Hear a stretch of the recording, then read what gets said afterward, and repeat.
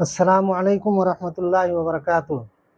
دوستو، میر تقی میر اردو ادب کی دنیا کے بےتاج بادشاہ ہیں۔ وہ ایسی شخصیت ہے کہ جن کی تذکرہ کے بغیر، جن کی غزل گوئی کی تذکرہ کے بغیر جو ہے اردو کا کوئی بھی امتحان مکمل نہیں ہوتا ہے۔ آپ سرکاری امتحان کی آپ نصاب اٹھا کر کے دیکھ لیں، وہاں میر تقی میر کا جو ہے نصاب میں کچھ نہ کچھ جو ہے ضرور آپ کو وہاں ملے گا۔ اور اسی طرح سے ابھی جو ہے قریب میں سہایک آچاریہ اردو پیپر 4 کا امتحان ہونے والا ہے۔ وہاں بھی میر تقی میر کے 2 غزل، فقیرانہ آئے صدا کر چلے، میاں خوش رہو ہم دعا کر چلیں، اور دوسری غزل دل ناداں تجھے ہوا کیا ہے، آخر اس درد کی دوا کیا ہے، یہ غزل شامل ہے۔ تو جہاں میر تقی میر کی غزل کا سوال ہوگا، وہاں میر تقی میر کے سوانحی خاکہ کے بارے میں بھی سوال ضرور ہوگا۔ اسی طرح سے آپ دوسری امتحان کی بھی تیاری کر رہے ہیں، چاہے وہ اسٹیٹ ہو یا پھر سی ٹیٹ ہو، جے ٹیٹ ہو، یا بی ایڈ میں آپ اردو کا پرچہ لیے ہیں، تو وہاں بھی آپ کو میر تقی میر کے بارے میں پڑھنا نہایت ہی ضروری ہے۔ تو آج ہم لوگ دیکھیں گے کہ میر تقی میر سے کس طرح کے سوالات امتحان میں آتے ہیں، اور میر تقی میر کے بارے میں کیا چیز جاننا ضروری ہے، اور ان سوالوں کے جوابات کیا ہو سکتے ہیں، اس کو تلاشنے کی کوشش کریں گے۔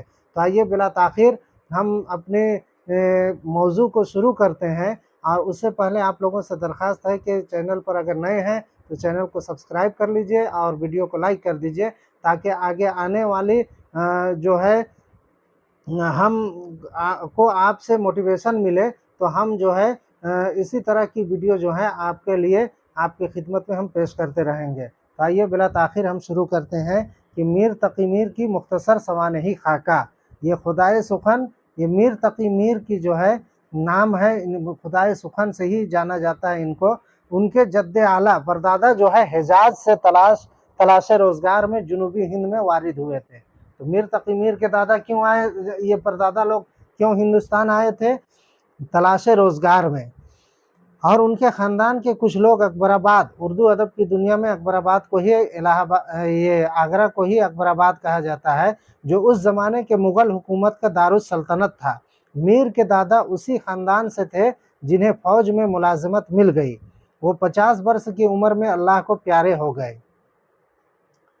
میر کے دادا جو ہے 50 برس کی عمر میں اللہ کو پیارے ہو گئے۔ ان کے 2 بیٹے تھے۔ بڑے بیٹے کو جنون کا عرضہ لاحق تھا، لہٰذا وہ جوانی ہی میں وفات پا گئے، اور چھوٹے بیٹے کا نام محمد علی تھا، جو آگے چل کر علی متقی کے خطاب سے معروف ہوئے۔ علی متقی کا یہ میر تقی میر کے والد ہیں، ان کا اصل نام کیا تھا؟ محمد علی، اور خطاب کیا ملا تھا؟ علی متقی، اور اسی سے وہ مشہور ہو گئے۔ تو اس میں گڑبڑ نہیں کرنا ہے کہ نام تھا محمد علی اور مشہور ہوئے علی متقی سے۔ انہوں نے علوم متداولہ کی تعلیم شاہ کلیم اللہ اکبر آبادی سے حاصل کی۔ ان کی پہلی زوجہ دہلی کی مشہور شاعر سراج الدین علی خان آرزو کی بڑی بہن سے ہوئی۔ سراج الدین علی خان آرزو کے بارے میں بار بار پوچھا جاتا ہے کہ میر تقی میر اور سراج الدین علی خان آرزو کے مابین کیا رشتہ تھا؟ تو ان دونوں کے مابین جو ہے وہ ماموں بھانجا کا رشتہ تھا۔ یہ میر تقی میر جو ہے کہ ماموں تھے سراج الدین علی خان آرزو۔ کہیں کہیں شارٹ میں نام دیا رہتا ہے خان آرزو، تو پورا نام ان کا سراج الدین علی خان آرزو ہے، جن کے بطن سے ایک بیٹا پیدا ہوا جس کا نام حافظ محمد حسن تھا۔ دوسری بیوی سے علی متقی کے یہاں 3 اولادیں ہوئیں، 2 لڑکے محمد متقی اور محمد رضی، اور ایک لڑکی علی متقی کے بڑے بیٹے محمد تقی ہی اردو غزل کے عظیم شاعر میر تقی میر ہیں۔ یعنی علی متقی کے بڑے بیٹے محمد تقی ہی اردو غزل کے عظیم شاعر میر تقی میر ہیں۔ یہ چیز یاد رکھیے گا۔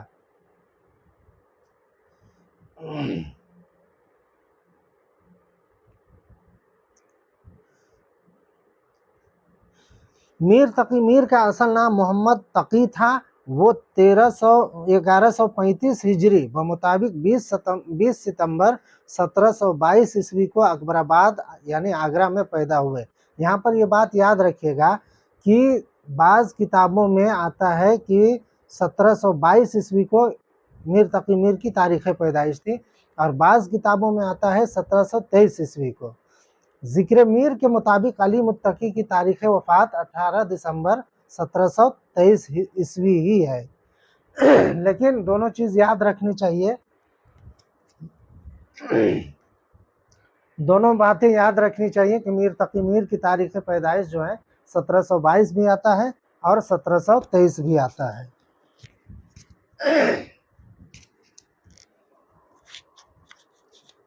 تو ان کی پیدائش کہاں ہوئی تھی؟ یا آگرہ میں پیدا ہوئے تھے۔ کم سنی میں والد کا انتقال ہو گیا تھا۔ علی متقی کے مرید اور میر کے منہ بولے چچا امان اللہ سے انہوں نے دینی تعلیم حاصل کی تھی۔ تو ان کے استاد کون ہوئے؟ امان اللہ۔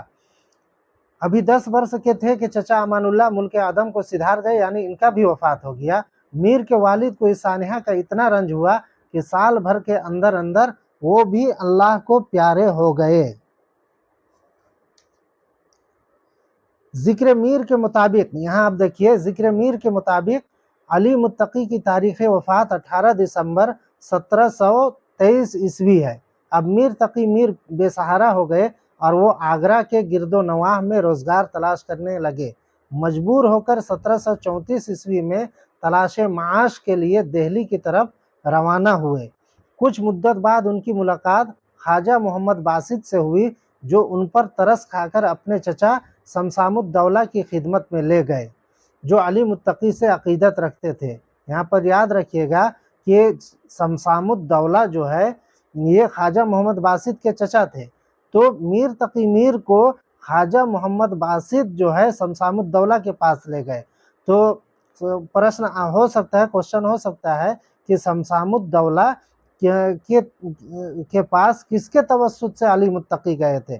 تو خواجہ محمد باسط کے توسط سے۔ چنانچہ انہوں نے 1 روپیہ یومیہ ان کا وظیفہ مقرر کر دیا۔ تو سمسام الدولہ نے کتنا وظیفہ مقرر کیا؟ 1 روپیہ، جو 1739 عیسوی تک ملتا رہا۔ نادر شاہ سے جنگ میں سمسام الدولہ زخمی ہو کر اللہ کو پیارے ہو گئے۔ اس کے بعد میر تقی میر پھر بے سہارا ہو گئے۔ اب اکبر آباد سے پھر میر تقی میر نے دہلی کا رخ کیا۔ اس بار انہوں نے اپنے سوتیلے ماموں سراج الدین علی خان آرزو کے گھر میں قیام کیا اور 1740 عیسوی کے آس پاس شعر گوئی کا آغاز کیا۔ تو میر تقی میر کی شعر گوئی کی آغاز کب سے ہوتی ہے؟ 1740 عیسوی کے آس پاس سے۔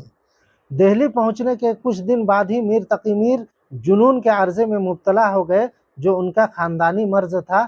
ان کے باپ دادا کو بھی یہی مرض لاحق تھا، تو ان کو بھی وہی بیماری نے جکڑ لیا۔ اس سے نجات پانے میں 1.5 سال لگ گئے۔ میر تقی میر 7 برس تک ان کے یہاں مقیم رہے اور تعلیم بھی حاصل کرتے رہے۔ بعض لوگوں کا خیال ہے کہ میر جعفر عظیم آبادی سے بھی درس لیا تھا، اور شعر گوئی کی ترغیب سعادت امروہوی نے دلائی۔ خان آرزو کے گھر میں کچھ ایسے حالات پیدا ہوئے کہ خان آرزو اور حافظ محمد حسن ان کے ساتھ بدسلوکی سے پیش آنے لگے۔ یہ ان کے سوتیلے ماموں خان آرزو اور حافظ محمد حسن ان کے ساتھ اچھا سلوک نہیں کرنے لگے۔ الغرض میر اس رویے سے بددل ہو کر اقامت ترک کر دی، یعنی وہاں رہنا چھوڑ دیا، اور حوض قاضی چلے گئے۔ وہاں علیم اللہ خان ان پر مہربان ہو کر رعایت خان کے پاس لے گئے، تو انہوں نے میر کو اپنا مصاحب مقرر کر لیا۔ یہ 1748 عیسوی کا زمانہ تھا۔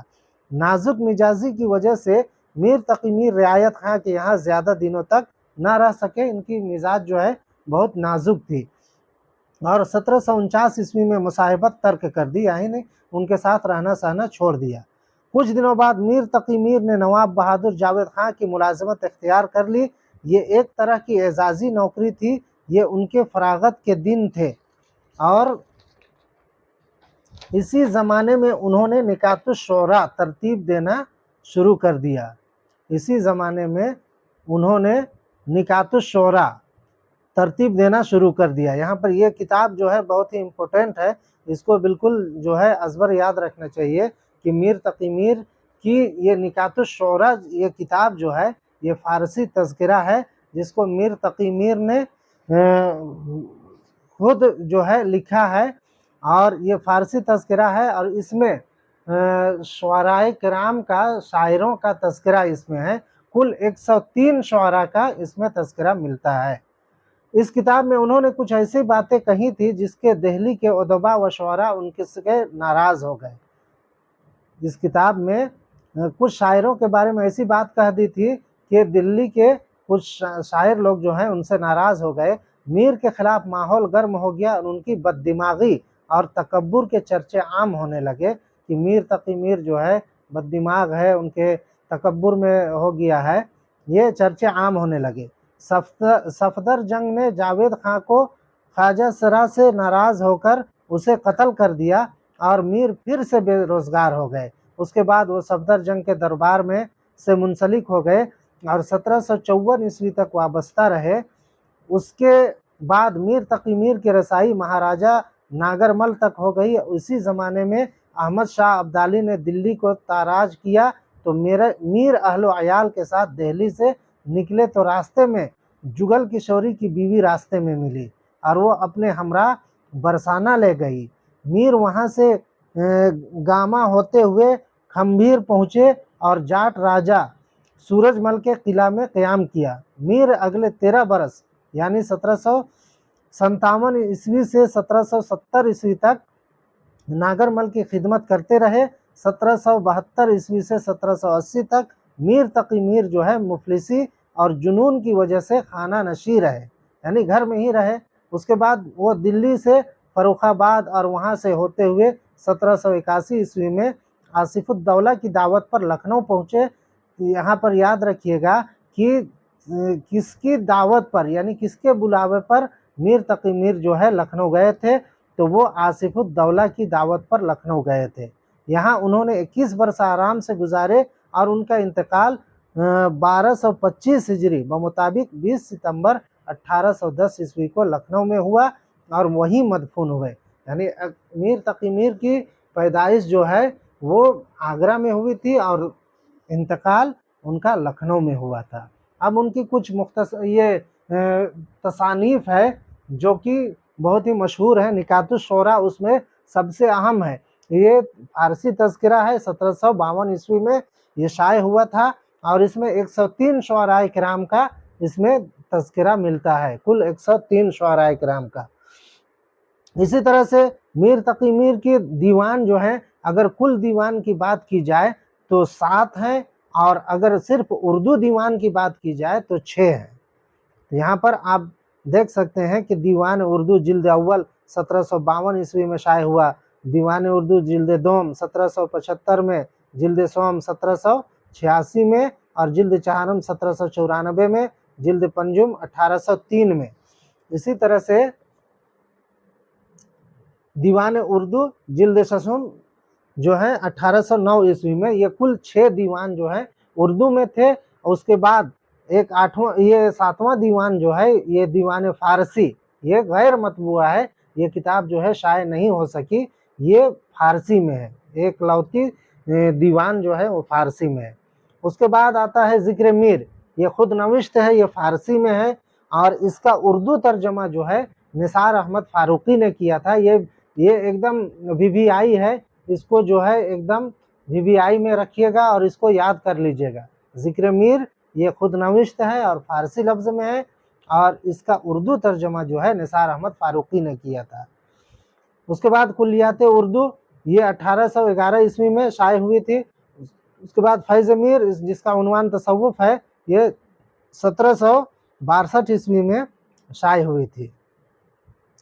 मशहूर अक़वाल मीर तकी मीर के बारे में है कि मीर तकी मीर उर्दू के शेख सादी हैं, ये राम बाबू सक्सेना ने कहा है, और मीर की शायरी दिल की और दिल्ली का मरसिया है, ये ख्वाजा अहमद फारूकी ने कहा है, और मीर ने अपने कलाम को खवास पसंद कहा है, ये मोहम्मद तकी मीर ने कहा है। इसी तरह से आप देख सकते हैं कि मीर तकी मीर का खिताब क्या क्या है कि मीर तकी मीर को किस किस खिताब से नवाजा गया है। तो मीर तकी मीर को खुदाए सुखन, शायर बेदिमाग, फितने रोज़गार, कुनूती शायर, शहनशाह गज़ल, इन नामों से जो है मीर तकी मीर को नवाजा गया है, खिताब से नवाजा गया है।